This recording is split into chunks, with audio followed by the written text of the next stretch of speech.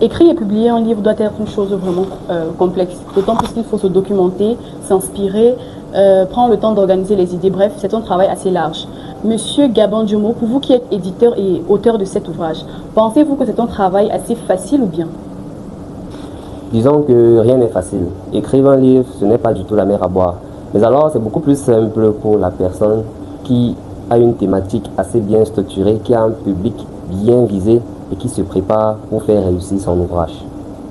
Super. Alors, monsieur Gabon Diomo, pour vous qui êtes auteur, pensez-vous que l'on doit être vraiment passionné pour être écrivain ou alors?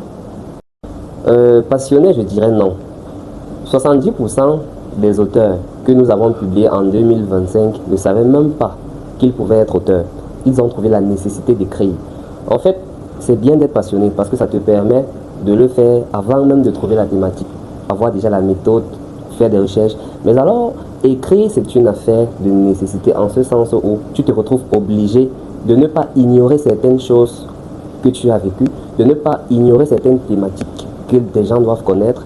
Écrire, c'est se trouver obligé de mettre à nu certains mots, certains fléaux. La dernière personne que j'ai reçue dans le cadre de l'écriture de son ouvrage, c'est une femme qui n'avait jamais pensé à l'écriture, qui n'avait jamais pensé à ce qu'on appelle livre. Mais elle a vécu un phénomène terrible dans son foyer et elle s'est retrouvée obligée de faire un livre pour pouvoir conseiller les autres femmes, pour pouvoir conseiller les jeunes filles par rapport aux réalités du mariage. Et il y en a plein. Il y a des enseignants qui viennent souvent nous rencontrer et veulent que nous les aidions à parler des réalités de l'enseignement au Cameroun et en Afrique. Il y en a comme ça plusieurs. Ce ne sont pas des personnes qui sont préparées à être écrivains, mais ils ont trouvé la nécessité de mettre à nu un fait qui mérite d'être connu. Votre réponse a été très satisfaisante. Maintenant, ceci m'amène à vous poser une autre question supplémentaire. Je suis présentement en train d'écrire mon œuvre et je suis mitoyée si je dois l'adapter en roman ou alors en livre de développement personnel. Parce que je me dis que de nos jours, les gens préfèrent beaucoup plus les livres de développement personnel parce que c'est plus, je ne sais pas trop, mais en tant qu'expert, est-ce que vous pensez qu'il faut absolument avoir un livre de développement personnel pour pouvoir émerger dans le domaine scriptural? Beaucoup d'auteurs en herbe nous rencontrent et nous demandent s'il faut adapter l'histoire en roman ou en poésie, etc. Père riche, père pauvre, livre de développement personnel, parce que là, il voulait te faire savoir comment faire pour devenir riche. Du coup, ça ne pouvait qu'être développement personnel, ça ne pouvait pas être facilement un roman. L'homme le plus riche de Babylone, développement personnel, savoir comment devenir riche. Les impatientes de Hamal, elle ne pouvait que l'adapter en roman parce que c'est une histoire qu'elle racontait. L'amour avorté de Gabon Diomo, roman, puisque ça racontait une histoire passionnelle. Tout dépend du message qu'on veut transmettre. Il y a des messages qui ne passeront pas dans le roman, qui ne passeront pas dans le théâtre, parce que c'est adapté à la poésie. Si tu es trop sentimental, fais de la poésie. Si tu veux décrire un fait d'une manière simple et rendre fidèlement le message, fais le roman.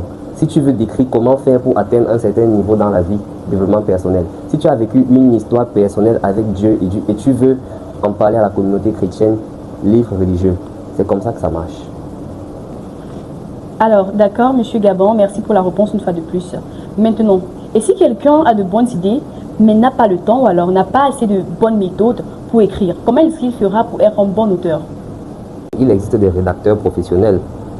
Ce sont des écrivains qui sont différents des auteurs. Les écrivains sont ceux qui écrivent, les auteurs sont ceux qui portent la paternité du livre. En 2025, par exemple, nous avons écrit plusieurs ouvrages dont nous ne sommes pas les auteurs. Lorsque nous avons écrit, ces personnes ont été les auteurs parce qu'ils nous ont payé pour le faire.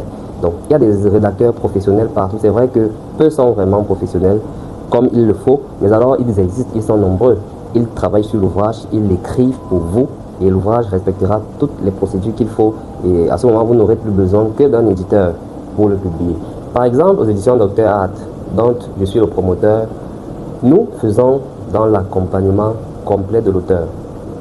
Il y a des personnes qui n'ont pas d'idée de livre et nous les aidons à trouver une idée assez normale et assez structurée pour pouvoir en faire un livre assez porteur. Les personnes qui ont écrit leur livre et ont besoin d'un accompagnement professionnel pour en faire un livre publiable, nous les soutenons. Les livres qui sont prêts, nous les publions. Nous organisons des séances de dédicaces. Nous publions même sur Amazon. Nous imprimons pour les personnes qui n'ont besoin que d'imprimer des livres à fort volume. En fait, nous sommes là pour accompagner totalement l'auteur.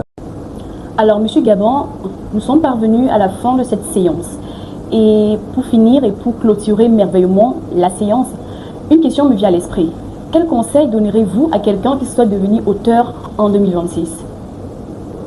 Considère que ton livre est une mission de vie. Considère que ton livre sera un best-seller. Considère que tu es là pour changer les choses et que ton livre va changer le monde. Lance-toi maintenant.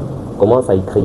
Et s'il y a des erreurs, présente ton livre aux experts. Ils vont analyser et ils vont te dire quoi faire pour te rapprocher de l'excellence. Alors, pour toi qui rêves de devenir auteur en 2026, lance-toi maintenant avec les éditions Dr. Out.